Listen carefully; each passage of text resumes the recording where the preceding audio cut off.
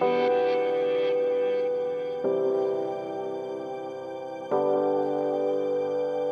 lot of people try to avoid talking about race, but how can you avoid something that you're looking at in the mirror every day? I was born in the Dominican Republic. My father's African.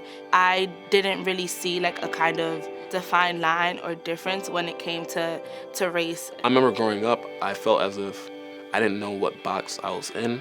So in my head, I was somewhere in between. Race was very important to me because I felt that a part of my faith almost called me to be active in the fight for justice and equality.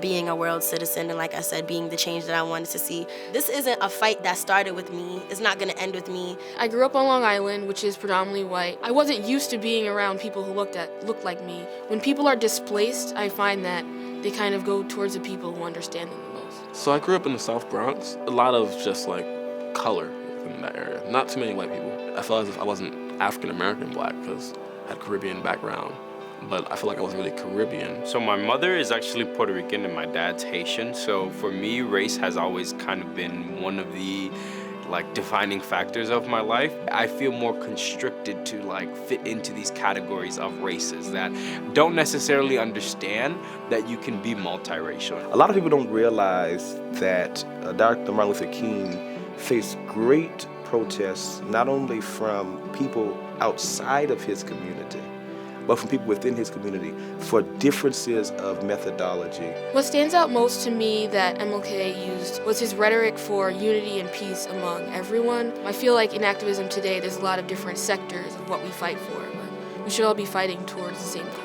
I feel like his legacy really revolves around patience. With peace and nonviolence comes a lot of patience, and from 50 years ago to now, it takes a lot to really realize that. I feel like just his relentless drive. He didn't let anything deter him from his dream of wanting black people to have equality. I think Dr. Martin Luther King Jr.'s legacy is complex. This was not going to be one thing that one very small group of people were going to be able to accomplish. And so his legacy to me has meant recruiting people to the cause, but also carrying the baton in that cause. I think the major culture shock that I had was when I went to college. I remember being one of 3 black males on my floor. In college, you start to find yourself and find out who you are as a person. Being a black face in a white space, you start to think of things differently. Sometimes I was the only black person in my class, and automatically when we're talking about issues of black people, it would be like a look to me to answer the questions, and it's like, well, I'm only one black person. I can tell you what I think. It's not my job to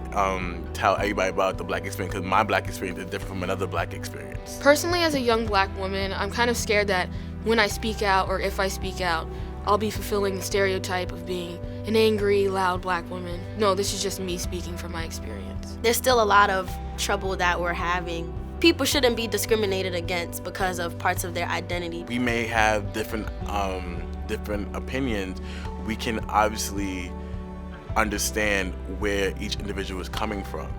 And then it may help me understand myself and make me love myself and my black skin. When we shut down conversation, we stop progress. One thing the university taught me was to just fight for whatever I believe in. And I know that's gonna be something that I'll be able to take with me for the rest of my life. One philosopher said, when we change the way we look at things, the things we look at change. But if we can change our perspective on the environment and the world that we're in, and really preach a message of love, unity, and equality, we can build the world that we want to see.